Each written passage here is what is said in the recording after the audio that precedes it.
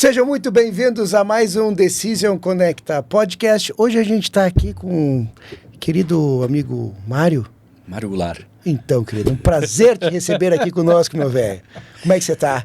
Prazer estar aqui contigo, Daniel. Muito bom, muito obrigado pelo convite. Obrigado aí para os nossos espectadores, né? Importante. E eu estou numa posição inversa aqui hoje, porque normalmente sou eu entrevistando as pessoas e hoje eu serei o entrevistado, né? Bacana. Então, para mim é uma situação um pouco diferente. Diferente. É bom, né, cara? Já fui entrevistado, mas é algo que eu estou habituado a entrevistar e não a ser entrevistado. Mas então vai ser muito legal. Vai ser um bate-volta, então, bem tranquilo. Show de bola. Tamo junto. Querido, vamos lá, então. Primeiro, eu queria que tu me contasse um pouquinho de você, pessoa física, velho. Um pouquinho da tua história, família e por aí vai. Hoje nós sabemos, né? Pessoal, para quem não sabe, o Mário é pai da Dominique, uma antiga coleguinha do meu filho, do Yuri. Né? Amigos queridos, né? Poxa, brincaram muito juntos, né? Eu não sei como é que chama esses termos hoje, mas no nosso tempo era prezinho. Prezinho. É. Brincaram muito no prezinho. O Yuri várias vezes lá em casa, a Dominique também foi lá visitar vocês. Foi, que bacana, cara. E agora vocês estão na Suíça. Estamos na Suíça. Né? Então me conta como é que vocês chegaram lá. Como é que nós fomos parar na Suíça, cara?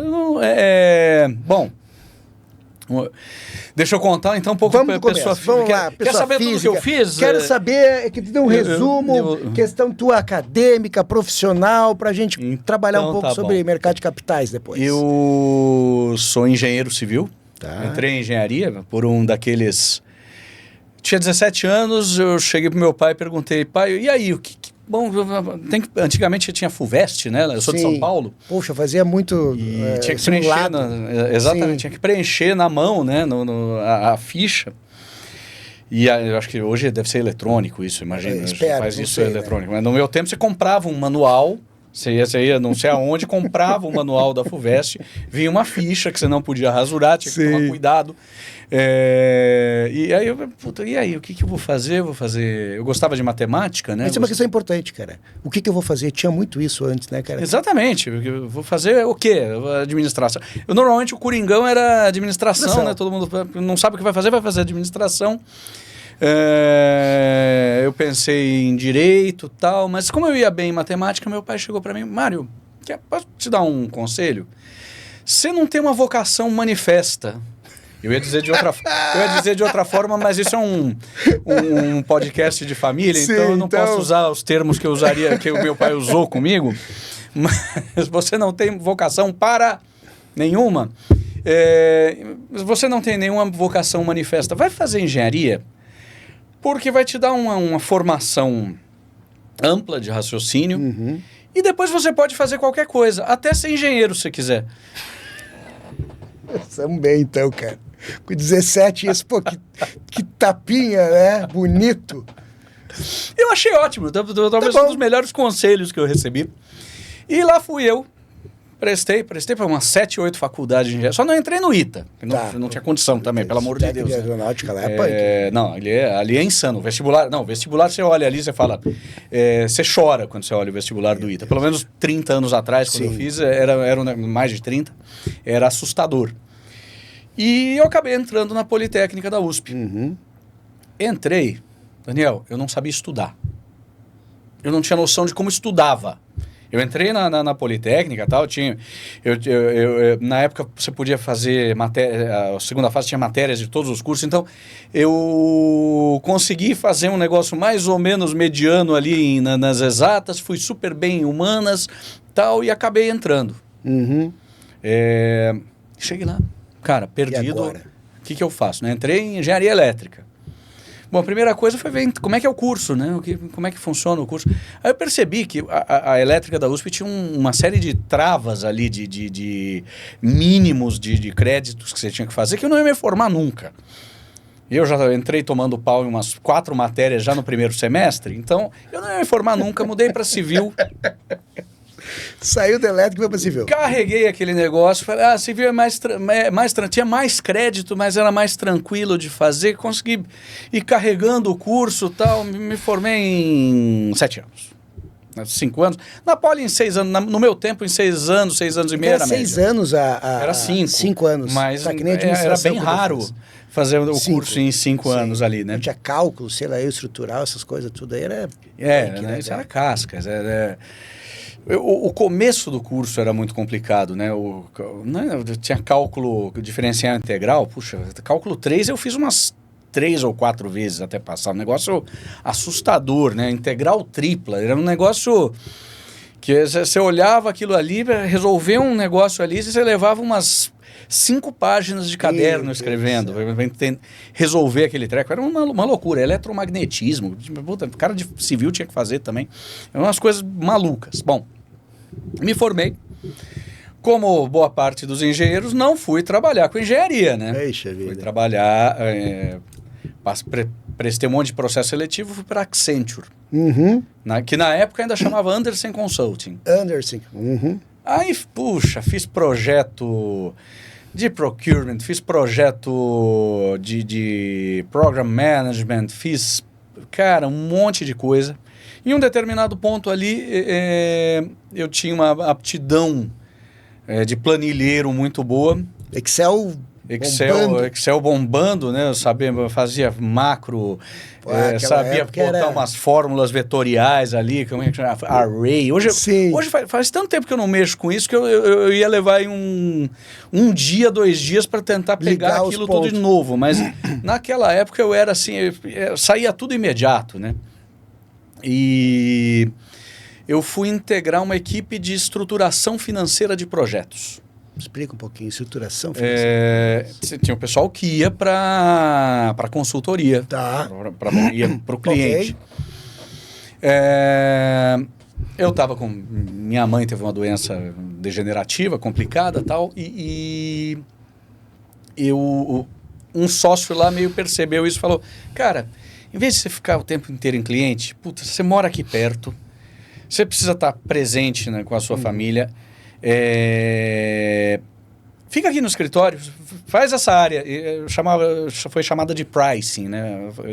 E era uma estruturação mesmo, porque tinha projetos que combinavam consultoria, um projeto de 1, 2 anos de consultoria com outsourcing de 7, 8 anos pela frente. Então tinha que ter uma estruturação financeira boa para aquilo. Entendi. E lá eu fiquei. Entendi. Aí em um determinado ponto da minha vida eu fui... chamado, meu pai sempre trabalhou com ferrovia, e um amigo dele falou, cara, tem uns alemães aqui, estão querendo abrir uma empresa, eles estão querendo trazer uma empresa no Brasil. Os alemãozinhos querendo trazer uma empresa. Exatamente, de fixações para trilho de ferrovia. Específico do específico do específico. Fixação de trilho para ferrovia. Cara, depois de uns anos fazendo... na frente de planilha, batendo cabeça, varando a noite, eu falei, eu tô precisando fazer uma coisa diferente.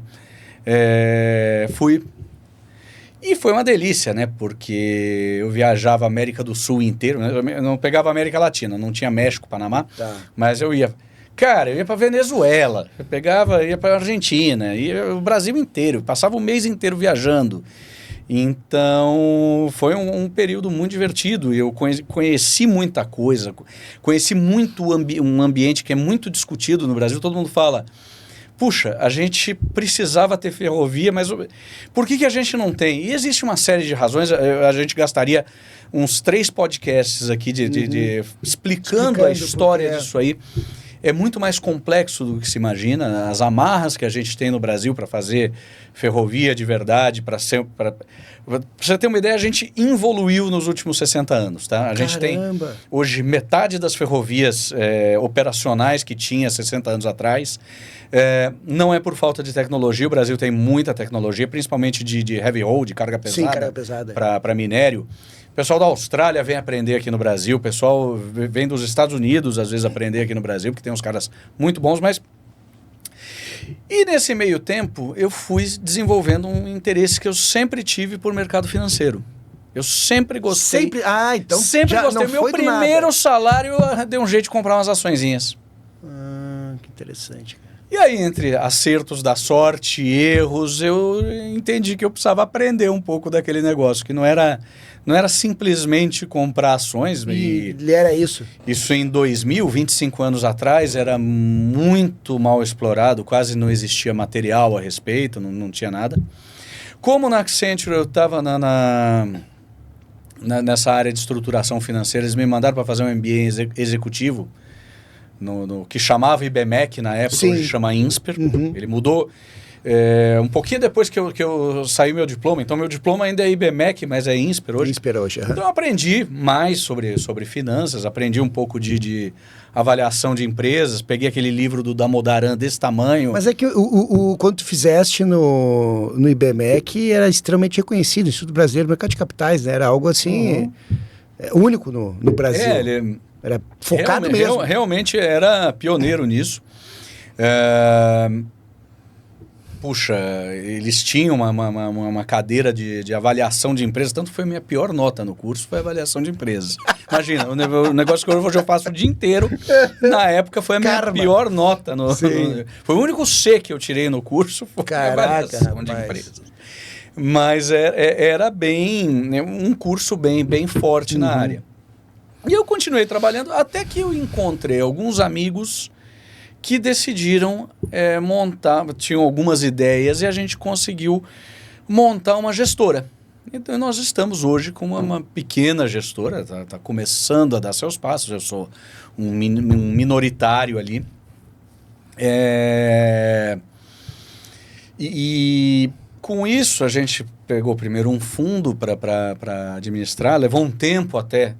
No peito e na raça, todo mundo aprendendo aquilo ali, a gente conseguiu abrir um fundo. Alguns caras vinham de mercado, outros não. Eu não sou um cara que vem do mercado financeiro. Sim. Eu fui aprendendo no peito e na raça. E hoje a gente está com uma wealth management, estamos conseguindo captar alguns clientes já um pouco maiores. Ainda não dá para falar que a gente... É um BlackRock, né?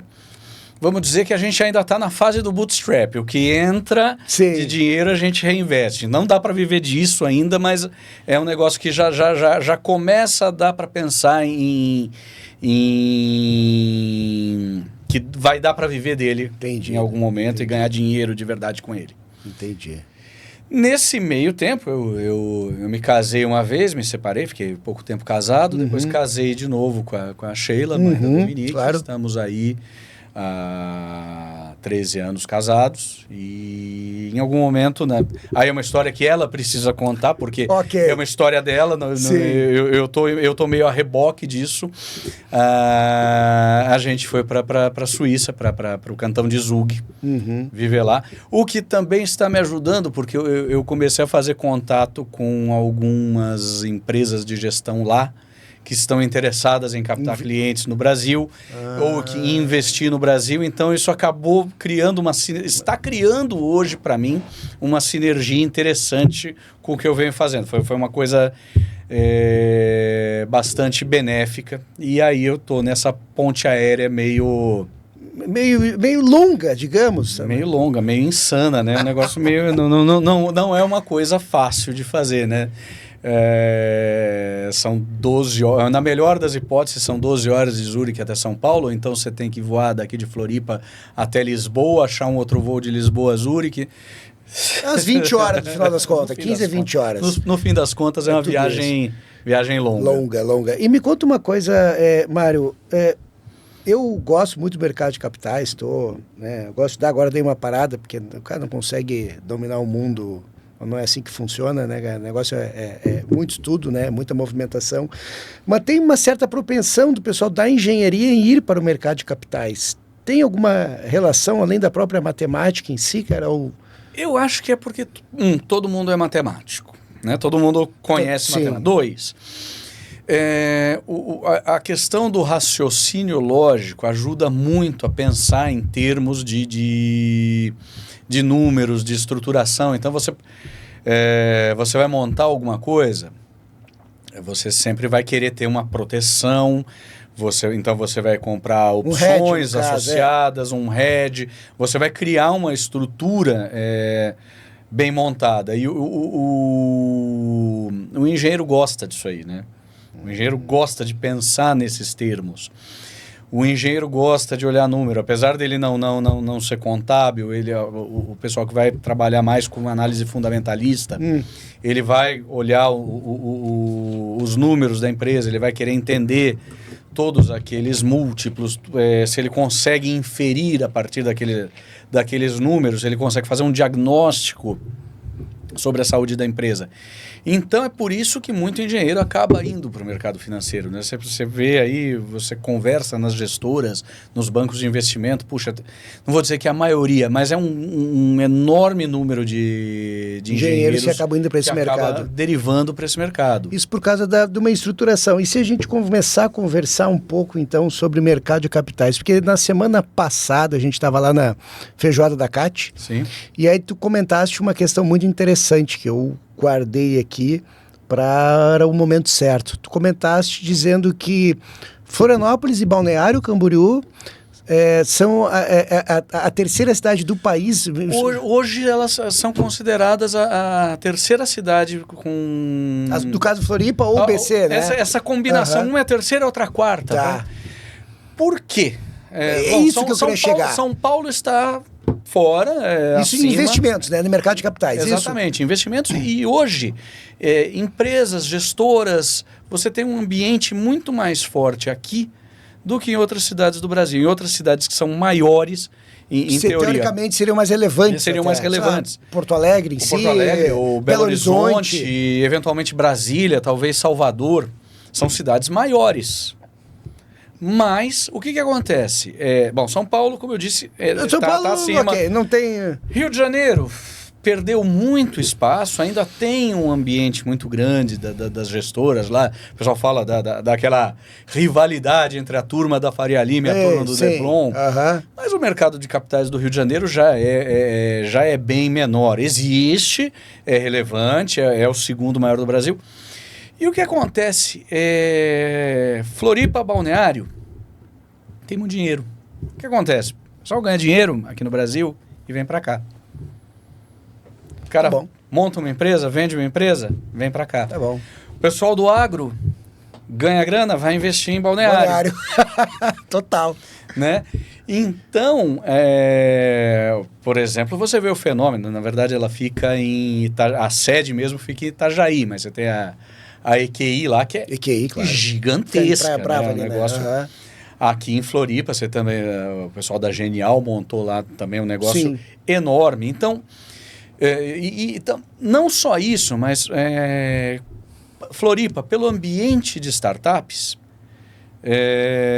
conseguiu criar algumas empresas de tecnologia que acabam despertando interesse. Então, tem aquela empresa foi vendida para a B3, Nelway. Nelway. Foi vendida para a B3. Existem outras empresas que estão circulando, que estão começando aqui, que você começa a perceber que tem um ambiente de empresas que estão voltadas para isso. Então, não é meramente o ambiente de investimento, não é meramente o dinheiro que existe para investir, mas o ambiente de tecnologia... O apetite a risco também. O apetite a risco, o fato de existir aqui essa que a gente chama de ilha do silício, você vê que as empresas começam a aparecer em outras... deixou de ser meramente programação, como era um tempo atrás, mas também começam a aparecer startups ligadas ao mercado financeiro. Então, por isso que se considera hoje que esse binômio aí, Floripa, Balneário, hoje são... a terceira e quarta cidade. Isso Talvez o pessoal de Porto Alegre brigue comigo, então, tá? Que tem muita coisa em Porto Alegre. Muita coisa, tem coisa em Belo Horizonte. Mas aqui eu acho que hoje é onde o momentum está virando. Florianópolis é a cidade, eu acho que com maior número de milionários per capita no Brasil. Pois então, né? Então, por causa disso, tu acredita... a gente estava até conversando antes de iniciar sobre educação financeira, né? Então, a gente percebe que primeiro grau, segundo grau, eu acredito que continue sem ser dado alguma cadeira relacionada à própria educação financeira. Né? Se eu não me engano, tem projetos para colocar isso em prática. No outro podcast que a gente teve aqui com o nosso coordenador, o querido professor Hélio, ele comentou algo relacionado a isso. E essa questão, relacionar essa questão do que condiz mercado financeiro, é aquela história, todo mundo sempre tem medo, não, eu vou deixar na poupança, eu vou deixar no máximo num CDB que o banco me coloca lá com 80%, ou um CDI de 80%, e isso, o que tu considera pela tua visão? Medo? O que tu vê nisso? Uma combinação de vários fatores. O primeiro é realmente, existe uma ausência de educação financeira no Brasil. Não tem nada nas escolas. Eu não sei hoje como está no colegial, de talvez uma ou outra escola mais privilegiada, dedicada a um público privilegiado. Mas, de um modo geral, ninguém no Brasil sabe cuidar do seu dinheiro. Ponto. Né? Nós temos, inclusive, aí algumas coisas de uma cultura de um consumismo mais imediato, por oposição, por exemplo, uma cultura asiática, que é uma cultura de poupança, tá? Que também traz seus problemas. Um dos problemas de China e Japão é excesso de poupança. Excesso de poupança. Japão principalmente, né? Exatamente. Inflação negativa. Tem esse problema também, né? Mas, em teoria, não é para ser isso. Em teoria, uma cultura de poupança seria mais positiva. A gente não tem. A gente tem uma cultura de um certo imediatismo, uma cultura de crédito consignado, uma cultura de crediário, que é uma coisa complicada, porque ela incentiva a consumir e não poupar. Então, se o cara não poupa, ele não tem como investir. Então, é simples. O cara não poupa, não tem poupança, como é que ele vai investir? Essa é a realidade de 95% da população brasileira. Ela não poupa, não poupa nada, ela não tem condição de investir, porque ela não poupa. Aí ela começa a, existe o mercado financeiro é, de certa forma, mal visto. Sim. Nós somos uma cultura, o Brasil é uma cultura que demoniza o empresário, demoniza o lucro. Então, o que o cara do mercado financeiro é? Especulador malvado. O mercado de capitais é visto como um jogo de soma zero. Ele não é visto como um negócio de investimento produtivo. Não, ele é visto como um jogo de soma zero. Onde, para alguém ganhar, alguém vai ter que perder. Então, a pessoa que é menos informada, ela vai falar, eu não vou entrar num jogo onde eu não conheço nada e vou ser eu que vou perder. Então você tem também esse componente cultural. E aí falta realmente um conhecimento mais, e é difícil como fazer isso, né? De divulgação do que existe de instrumentos financeiros. O que eu conheço de gente que eu próprio, de certa forma, a primeira vez que eu fui mexer com ação na minha vida, eu não sabia bem o que eu estava fazendo. Eu não sabia ler um balanço direito. Eu fui na cola de um amigo meu que trabalhava no Citibank. Citibank, então, deve ser inteligente. Na verdade, ele me deu duas boas dicas, que aquela graninha me ajudou, uns anos depois, a dar entrada no apartamento. Foram boas dicas. Vou até dizer que empresas eram Unipar e Sabesp. Sim. Foi coisa boa. Foi coisa boa, é bom até hoje. Mas ninguém sabe muito bem o que está fazendo. O que a gente vê é muito moleque com a glamourização do mercado financeiro. Aí o cara quer fazer day trade, o cara compra um livro de análise técnica, vê aquela coisa bonita do sujeito com três telas na frente dele, aquele profit maravilhoso e tal. E aí o cara quer fazer day trade, não sabe o que é, 90% morre. Recentemente nós tivemos estamos tendo, né? Se bem que a gente pode até falar sobre o Bitcoin até se consolidando hoje como uma espécie de reserva de valor em face a essa crise pós e guerra comercial do Trump. Bitcoin até se consolidando, de certa forma, e está passando os primeiros testes e virando uma reserva de valor crível. Tipo o ouro? Tipo ouro. Por quê? Porque ele tem uma oferta imutável. Existem 21 milhões de bitcoins no mundo que serão minerados até 2140 e nenhum banco central pode inventar bitcoin. Você não pode cavar debaixo da terra. Ou botar uns bitcoins na grama, e ver se ele cresce. Não, ele não vai crescer. Então, mas aconteceu muito também de molecada ver alguns caras que se dão muito bem com isso, fazem propagandas enganosas, lógico, mostrando um estilo de vida glamuroso, o moleque vai mexer com aquilo e perde a pouca grana que juntou. Por quê? Porque ele não aprendeu o que é aquilo. O cara nem sabe. Né? Eu duvido que 10% das pessoas que foram mexer com Bitcoin saibam do conceito por trás do Bitcoin. As altcoins e shitcoins, então, pelo amor de Deus, eu não faço a menor ideia. Eu não vou mexer com aquilo. Tem coisa que você não vai mexer. Bitcoin, sim, eu tenho uma noção do que é aquilo, como é que ele funciona e ele tem regras mais ou menos bem estabelecidas. Mas então, vai acontecendo esses fenômenos. Não tem educação financeira, não tem poupança, existe um elemento cultural que demoniza a pessoa que trabalha como especulador, que é uma palavra pejorativa. E ainda tem as histórias tristes do cara que vai mexer lá e perde tudo. Aí o cara fica na poupança mesmo. Meu CDB aqui de liquidez diária.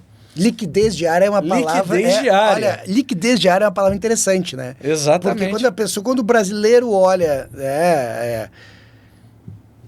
Liquidez diária, não, peraí, então, tá, não preciso deixar meu dinheiro até 2028 lá parado. Eu posso tirar amanhã. Mas por trás tem um custo. Existe um custo para isso, lógico. Existe uma questão que dentro da tua cestinha de ovos tem que ter lá uma liquidez diária. Isso é fato. Né? Mas não dá para apostar tudo, colocar tudo na mesma cestinha. Exatamente. Existe essa questão. As pessoas não conseguem entender que elas não precisam colocar tudo em um tipo de... Lógico, é legal ter um pouco de liquidez diária. Você pode ter uma necessidade ali que você precisa de liquidez diária. Sim, faz parte, claro. Mas você pode fazer uma combinação de um pouco de renda fixa. E aí existem instrumentos de renda fixa que são pré-fixados, pós-fixados. Ainda existe alguns com algumas isenções de impostos. Você precisa entender também a questão de que, por exemplo, os títulos públicos, eles têm impostos que decrescem de acordo com o tempo que você fica lá. Sim. Começa em 22,5% e vai terminar em 15%. Isso aí. Dependendo do número de dias que você... Na verdade, anos, dias, né? 180, 360, acho que 540. 700, alguma coisa assim. Eu estudei, quando eu fui fazer a prova de gestor, eu estudei isso aí, mas eu realmente não lembro. Quando eu preciso, eu olho a tabela. Fim de papo. Pois então, né, Mário? Então, assim, cara, isso é uma questão interessante, porque eu percebo, né, que na própria mídia, sempre ou a bolsa subiu ou a bolsa caiu, e é o desespero, só que isso já foi, né? Isso já foi, exatamente. E aí o problema também do cara que quer operar notícia. Essa é a minha pergunta. Operar notícia. Operar notícia. É o cara que vai e fica lá, não, puxa, aconteceu tal coisa, a bolsa vai subir hoje. Cara, nem sempre. Você vê empresas que publicam um balanço maravilhoso, aumentou tudo, só que o mercado estava esperando ainda mais daquilo e a ação despenca no dia, e vice-versa. Você tem empresas que publicam um balanço horroroso, mas o mercado estava esperando ainda pior, a ação sobe uma loucura no dia. Recentemente, puxa, nós estamos vivendo aqui, estamos gravando aqui no dia 6 de maio de 2025. Dia 2 de abril de 2025, o Donald Trump decidiu fazer uma guerra comercial contra o mundo. Sim. que provocou uma volatilidade absurda, né? E com coisas, em 2 dias a Bolsa Americana caiu 12%, aí ele volta atrás em uma coisa, sobe... Tirando aí a certeza que, negro, todo mundo tem, que algumas pessoas no círculo próximo ao presidente já estão ganhando enchendo de ganhar dinheiro com essa história, com informação privilegiada, porque ele entra naquela mídia social dele, o Social Truth, e os caras já sabem o que ele vai dizer, então os caras já entram na posição corretamente antes. Mas isso aí matou um monte de gente. Então, operar notícia é muito complicado. O que o investidor deve fazer? Não é fácil, mas ele deve fazer. Quer comprar ações? Bom, escolha as ações bem colocadas, olhe os múltiplos, não compre empresas muito caras. Eu acho que vale a pena dar uma estudada. Se aposentou agora no fim de semana, né? Mas apresentou sua aposentadoria, Warren Buffett, que é o cara que mais ganhou dinheiro com ações no mundo. Isso mesmo. Puxa, ele é um cara que sempre fez o básico. Ele sempre fez o arroz com feijão. Então, o que a gente recomenda? Aprenda a fazer o arroz com feijão. Aprenda a olhar um pouco os múltiplos. Nem sempre vai dar certo. Nem sempre tudo vai dar certo. Você pode ser pego por uma crise. Então, aprenda também a fazer alguns tipos de hedge. Múltiplos defina e hedge defina. Vamos lá. Eu lá. entendo, mas às vezes... Múltiplo é o seguinte. Múltiplo é a forma como o preço de uma ação se relaciona com um determinado número que está no balanço da ação. Então, por exemplo, PL, preço-lucro. Você divide o número da ação, o valor da ação que ela está cotada lá no dia, você divide pelo lucro que foi publicado no último balanço. Eventualmente, aí existem mais complexidades. Preço sobre lucro. Você pode colocar também o P sobre BV, o PVP, preço sobre valor patrimonial. E existem quesitos, existem balizas que o investidor pode olhar quando ele vai... Então, por exemplo, tem uma regra mais ou menos lá que, olha, evita preço-lucro acima de 15. Evita preço-valor patrimonial acima de 3. Mas isso é mutável para a empresa de tecnologia de um jeito, para a empresa de indústria é outra, telecomunicações pesada é outra. Depende muito do tipo de empresa. Então vale a pena fazer mais ou menos, tentar achar um comparativo com empresas mais ou menos próximas. Lógico, nem sempre tem. Você aqui no Brasil você consegue comparar talvez Klabin com Suzano, vai das empresas de papel. Papel higiênico. Você consegue... Agora, você não consegue comparar muito bem Ambev com outra indústria você não consegue... Não tem. Com Ambev com Friboi, por exemplo. São duas de produtos de consumo, consumo constante. Sim. Você não consegue... Mas nos Estados Unidos você pode comparar uma Colgate-Palmolive com uma Procter & Gamble, por exemplo. Você pode comparar uma empresa aérea, uma Delta Airlines com a American Airlines. Você consegue comparar uma Gol com uma Azul, mas as duas estão... Não sei quem está pior, né? Quem está na pior situação. Você consegue comparar um Bradesco com o Itaú. Mais ou menos você consegue olhar esse tipo de coisa. Aí depois você pode usar a baliza de uma referência internacional. Então, o ideal seria o investidor dar uma olhada nesse e tentar se familiarizar com isso. Você vai, com o tempo, você se familiariza com esses dados. Essa é a primeira coisa, olhar os múltiplos, olhar se a empresa não é... O tipo de dívida que a empresa tem, se ela é uma empresa saudável, que muitas vezes ela consome todo o seu lucro operacional pagando dívida. E num país com juros altos, como são os do Brasil, muitas vezes você olha o balanço, legal, ela tem um número operacional bonito. Só que você vai olhar o que sobra no caixa dela, pagas as amortizações da dívida, é um horror. Então você tem que prestar atenção nessas coisas. Hedge. O que é hedge? Hedge é, literalmente traduzido, proteção. Como é que você estrutura um hedge para uma ação? Você pode fazer, por exemplo, uma compra de uma opção de venda. Aí tem que explicar o que são as opções. Opções é um contrato onde alguém que vende esse contrato se obriga a vender ou comprar um determinado ativo, não precisa ser só uma opção, Sim. pode ser dólar, pode ser ouro, Sim. pode ser até uma taxa de juros, a um determinado valor em um determinado ponto do tempo. Então você, por exemplo, digamos que, sei lá, o dólar hoje está 5,65. Você pode comprar, digamos que você vai fazer uma viagem, você está com medo do que pode acontecer com o dólar, você pode comprar uma opção de compra do dólar a 5,70 para daqui a 2 meses. Você vai viajar daqui a 2 meses, você compra uma opção. Então, caso o dólar dispare Para mais. Alguém que te vender essa opção se obriga a te entregar esses dólares por 5,70. Ou digamos que você tem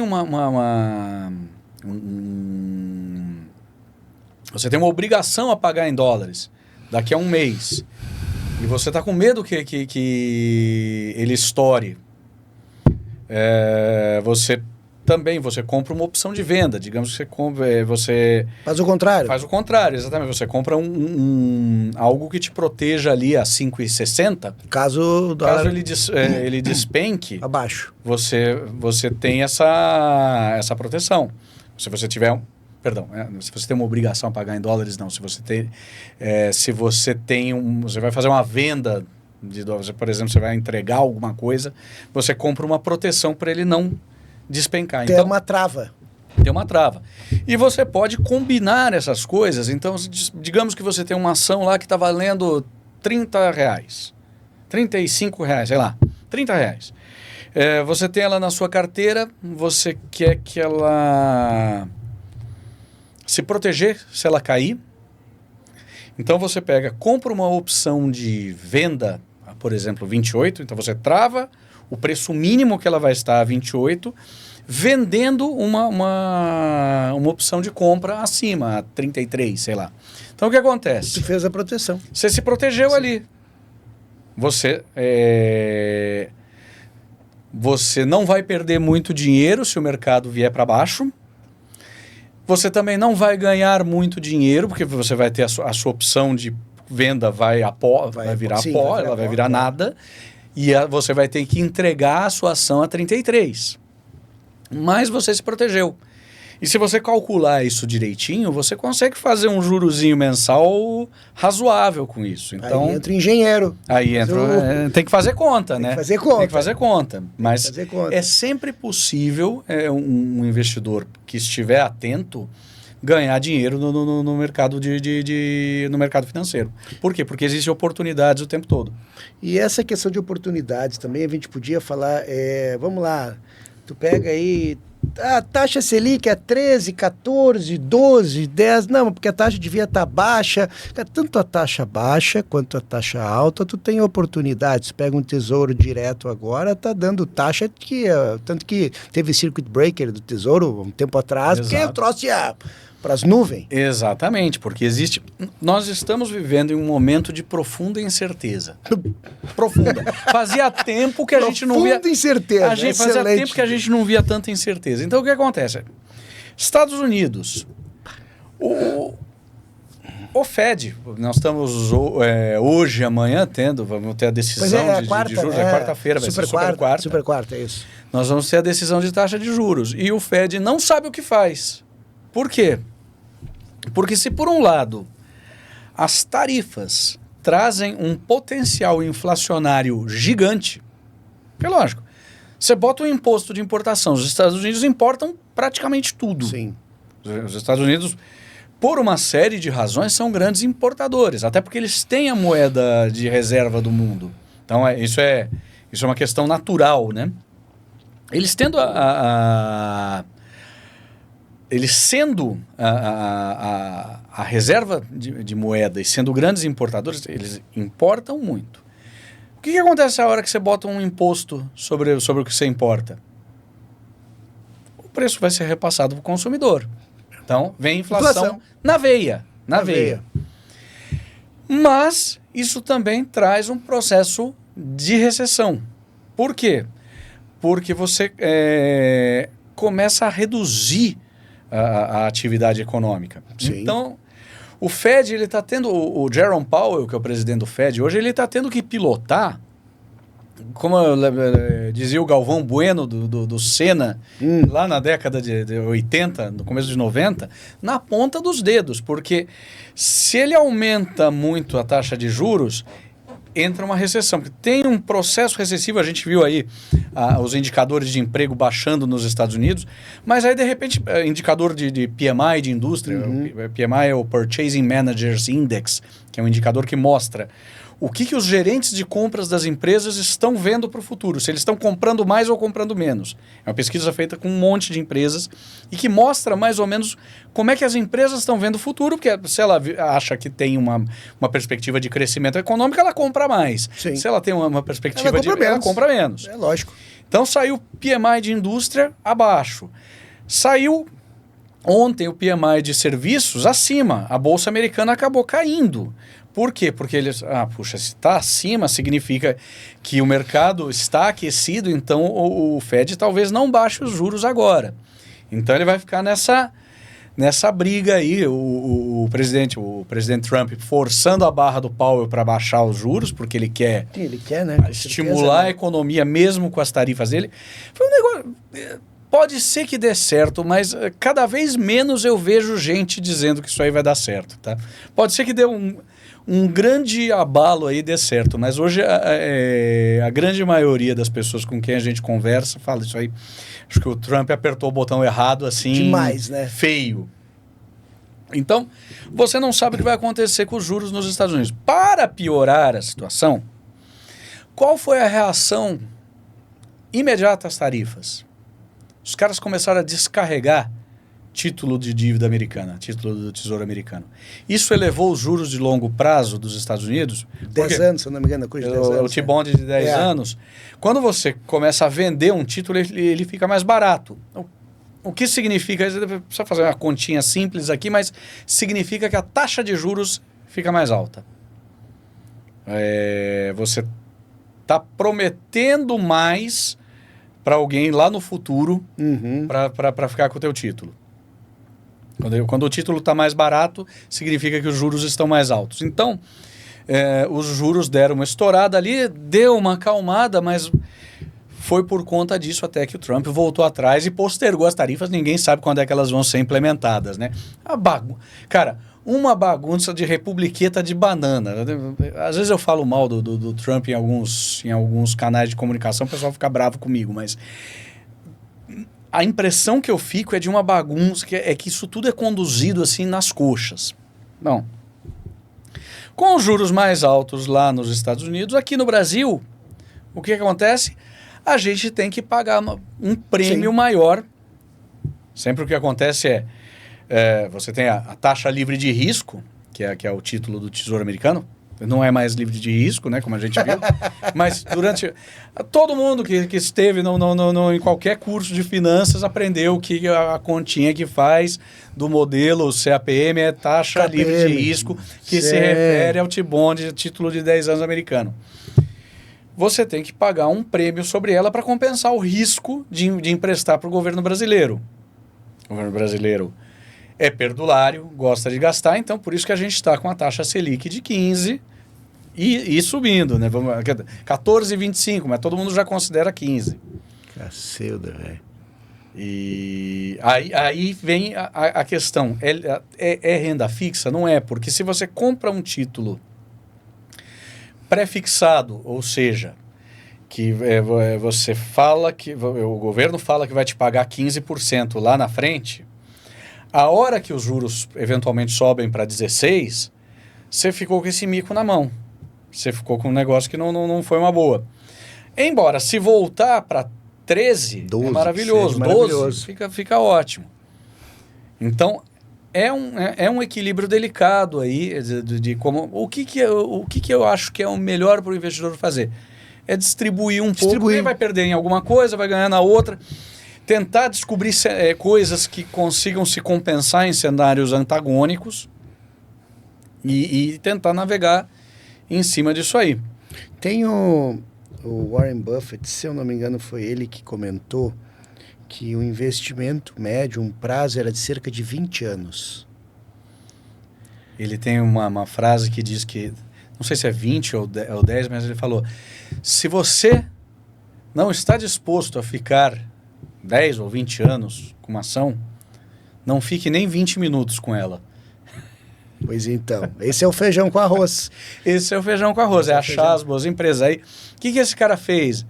Coca-Cola, Gillette, hoje nem, acho que a Gillette nem, acho que ela foi, é Procter & Gamble, né? Mas ele dizia que todo homem precisa precisa gastar Sim. uma lâmina para fazer uma barba todo dia. A gente não, né? A gente dá a gente dá uma enrolada, mas ele dizia que todo mundo. Aí ele falava da Coca-Cola, ele sempre bebeu Cherry Coke, né? Sim. Falou, as pessoas não vão deixar de beber Coca-Cola. E ele sempre teve a ação da Coca-Cola. Outra que ele ganhou muito dinheiro foi a American Express. Ele ganhou dinheiro na Apple, na hora certa da Apple. E assim foi. Foi um cara que foi escolhendo bem as empresas e ficando muitos anos com ela. Isso não é fácil de fazer. Pois isso é uma questão interessante, né? É isso que tu comentaste, né? Por exemplo, se a gente pegar aqui no Brasil, tu vê, poxa, hoje tá tudo vindo por encomenda. Papel, papelão. Tu já pensa em quê? Kimberly-Clark, tu já pensa em empresas que, olha, né? Pô, papel higiênico que tu usa todo dia, tu vai deixar de usar papel higiênico? Pô, vai ser meio difícil. Né? Então tu já pega empresa que produz celulose, que tem essa... Então, eu tô casado com o Suzano há mais de 10 anos. Cai um pouco, sobe de novo, mas vai subindo. Essa é a grande questão. Né? Quando tu olha o valuation da empresa, quando tu olha o próprio gráfico da empresa, tu tem que entender que tu tens que ter a resiliência e a disciplina. Uma vez o meu pai chegou e disse assim, Dani, eu não acredito que seja 100% certo, mas ele disse... compra e esquece. Meio por aí. É um dinheiro que você o que você não vai usar para sua liquidez diária. Obviamente, vale a pena, se você já tem um instrumento a mais de sofisticação, fazer algum tipo de hedge para isso aí, porque acidentes acontecem, né? Sim, faz tem parte COVID, da vida, né, cara? Existe Covid, existe um monte de coisa. O Trump. Entendeu? Um monte de... Covid ainda tinha... Outro dia eu estava ouvindo aí, esses dias, Covid... Você ainda sabia que era um vírus e não dependia da cabeça das pessoas. O Trump é mais louco, porque as coisas mudam todo dia, né? Você depende da cabeça das pessoas. Pois então, tu sabe que isso aí do Trump, eu estava dando aula semana passada, se eu não me engano, no MBA da Fundação, e tinha um pessoal que mora nos Estados Unidos. Eles comentaram que nem o sistema está pronto para mudar a taxação que iria vir. Né? Não entra no sistema, tem que refazer o sistema da empresa para conseguir caber o negócio. Você sabe como é que foram feitas as taxas? Parece coisa feita pelo estagiário. Eles pegaram exportação menos importação dividido por importação e dividiram aquilo por 2. Então, por exemplo, tem um país desse tamanhozinho, dentro da África, um enclave dentro da África do Sul, chamado Lesoto. Tá. O Lesoto, ele exporta roupas bordadas para os Estados Unidos, mas exporta assim, um valor irrisório. 240 milhões de dólares por ano, que dentro de um é irrisório, é um país paupérrimo.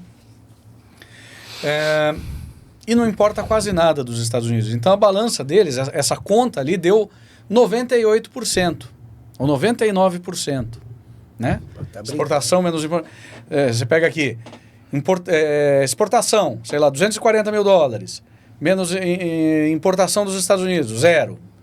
Dividido por importação, 100%. 100%. Aí bota uma tarifa de 50% no Lesoto. Dividiu por 2 ali, pai. As Ilhas Falklands, um lugar de 3 mil habitantes, que deve exportar um tequinho de lã de carneiro para os Estados Unidos. Tomou uma tarifa de 36% ou 37%. Foi um negócio feito sem nenhum critério, foi assim, um negócio de estagiário mesmo. O cara fez uma conta, tanto que o gráfico é linear. Ele é absolutamente linear. Cara, que loucura, velho. Foi feito Mas não dá pra acreditar de num forma troço desse. completamente... Assim, tem todo aquele departamento de eficiência organizacional que o Elon Musk trouxe. Os caras, aliás, também outra que deu chabu, né? Diz que ele queria achar $1 trilhão de savings ali. Não conseguiu achar 150 e já está se mandando.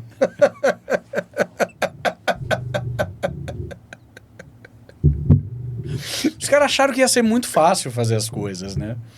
Cara, mas aí tu veja, né? Do final, tu tem que estar preparado, né? Tu tem que ter um mínimo de um conhecimento para que tu... Porque a economia global,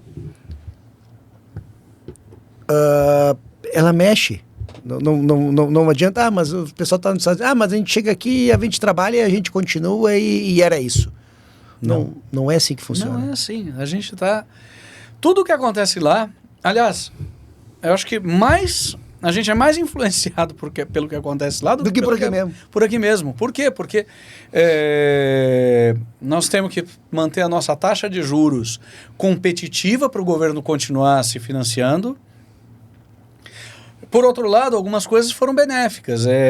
Você viu que com essa crise nos Estados Unidos, que já também foi, o Nasdaq, tudo que foi, voltou. Hoje está caindo de novo, mas o que foi, voltou. Aumentou um pouco o apetite por mercados emergentes. O pessoal começa a falar, opa, peraí, a coisa que não está meio obscura aqui. A Bolsa Brasileira se beneficiou bastante desse cenário. Então tem um... Mesmo com essa incerteza econômica, porque os caras estavam se demandando, mesmo com a incerteza econômica. Mas lá está mais incerto que aqui? Aqui já está incerto. Aqui já está perdido. Já tá bem. Não, mas você vê aqui, do começo do fim do ano passado para cá, o Brasil foi super bem. A gente estava lá em 94 mil pontos na Bovespa, hoje foi a 132, chegou próximo do all-time high no topo, Brasil, né? do topo histórico. 130, não lembro quantos. 134, eu acho. Por aí, velho.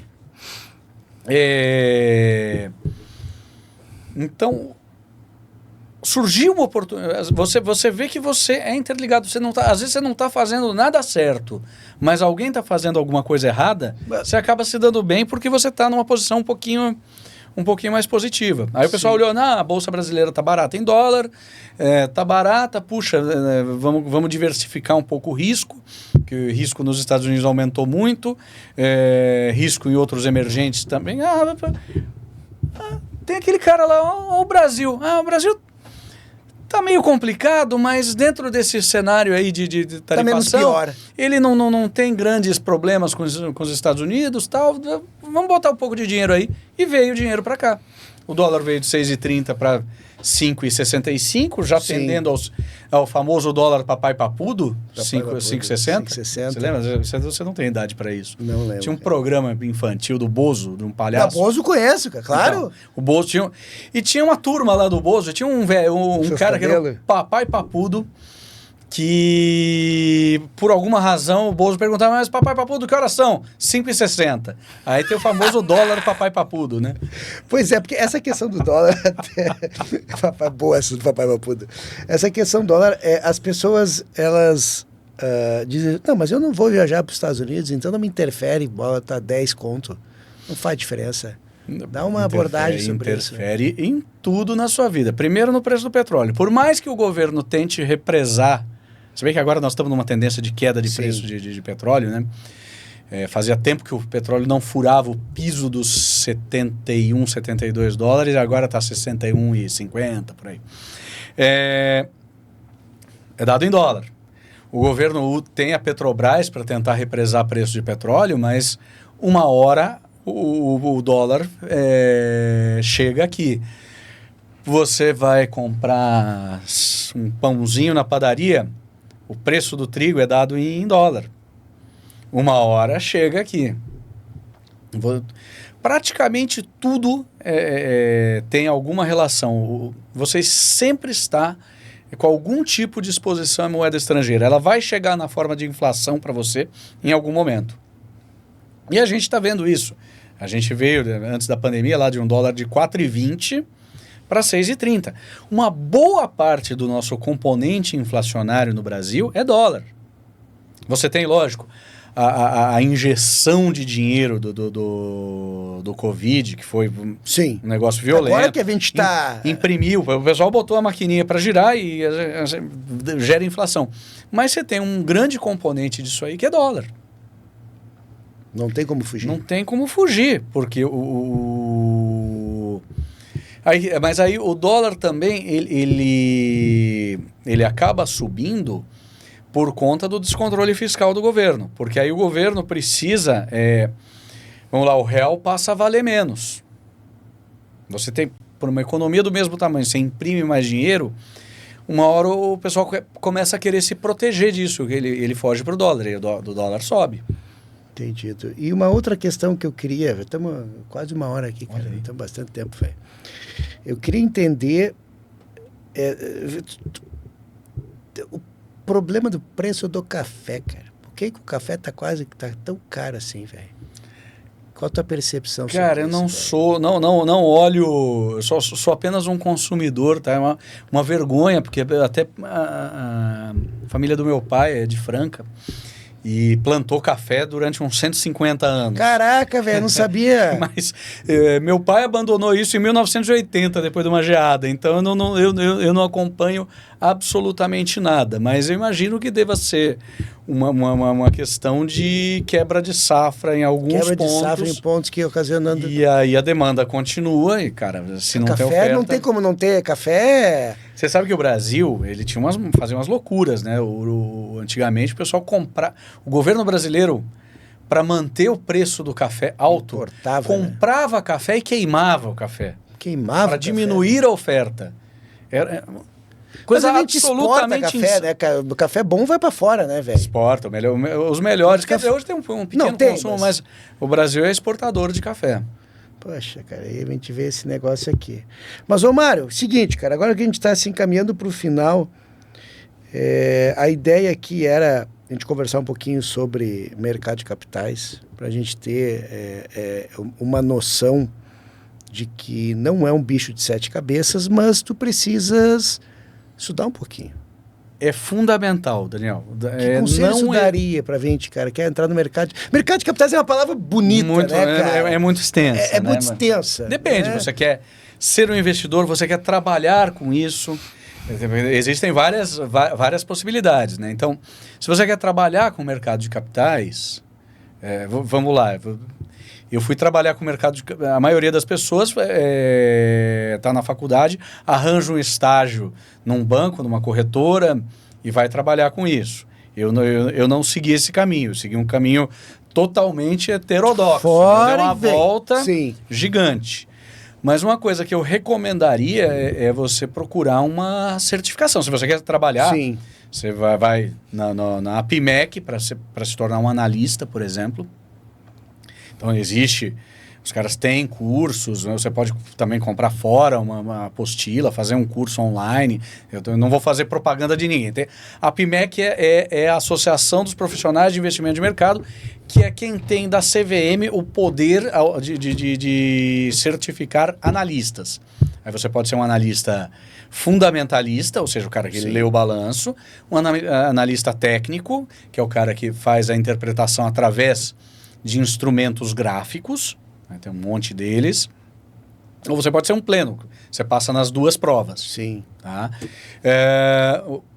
E aí você vai ter as prerrogativas de um analista. As provas são executadas aqui a gente controla as provas aqui em Florianópolis e Porto Alegre, pela FGV Projetos. É isso aí. Aí tem uma outra possibilidade antes tinha a possibilidade também de fazer a Ancor, de ser agente autônomo, que é um outro caminho também que é possível. Eu fiz a APMEC, eu sou analista pleno, e eu fiz um outro caminho também, que nós abrimos uma gestora, eu precisava estar com as duas, eu só posso atuar em um deles, mas eu tenho a possibilidade de mexer nisso. Eu tirei a certificação de gestor. Aí você vai, a Ambima, Associação Nacional de Bancos de Investimento em Mercados Abertos. E aí você vai... Bom, você tem algumas que são para quem vai trabalhar em banco. Tem a CPA 10, CPA... Não sei se elas mudaram agora. Não, CPA 10, CPA 20 é a CEA. CPA 20, depois tem a CEA. Sim, e depois tem... Aí tem CFP. Tem chama CFG. CFG, isso mesmo. Que é que você tira, vamos Isso dizer, um preparatório. E aí você pode escolher o CGA ou CGE. São duas provas. Você vai para fundos abertos ou fundos exclusivos. Então eu tirei o CFG e depois... Eu peguei um pouquinho depois que mudou. A gente estava com a gestora e tal, e o pessoal falou, não, precisamos ter... apesar de você ser analista, a minha função é de analista, eles precisamos ter um backup de gestor aqui. Então, eu fui lá, estudei, fiz o CFG e fiz o CGA. Entendi. Agora eu estou pensando em fazer o CGE também. Sim. Mas, ô Mário, querido, então, cara, queria te dizer que foi um prazer aqui a gente conversar. A gente ia ficar aqui mais, pelo menos 1 hora, no mínimo, iniciando a conversa, cara. Foi um prazer, né? Aproveitamos o seu momento que tu estás aqui também em Floripa, né? Porque depois já semana que vem já se vai de novo. Já volto. Então, cara, te receber aqui foi muito proveitoso, velho. Poxa, Daniel, muito obrigado pelo convite. Foi um prazer conversar contigo. Foi muito legal. Obrigado, contar um pouquinho aqui de... É importante. Como encaminhar uma carreira no mercado financeiro sem ter começado de um banco. Literalmente. Obrigado, querido. Então, obrigado. Gente, muito obrigado por assistir. Não esqueça de nos seguir e até mais um episódio. Obrigado. Até a próxima, pessoal. Muito obrigado. Obrigado, Daniel. Valeu. Valeu, querido.